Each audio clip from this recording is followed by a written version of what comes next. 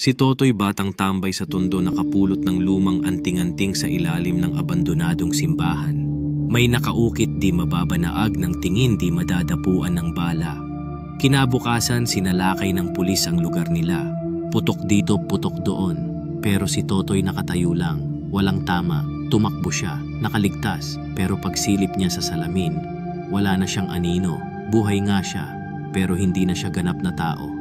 Habang naglalakad si Totoy sa madilim na eskinita, naramdaman niya ang bigat ng kanyang bagong kalagayan. Nakatayo siya sa harap ng sirang salamin at nagulat nang makita ang kanyang refleksyon. Walang anino. Paano siya mabubuhay nang wala ang kanyang pagkatao? Ngayon kailangan niyang harapin ang isang mundo na puno ng panganib at misteryo.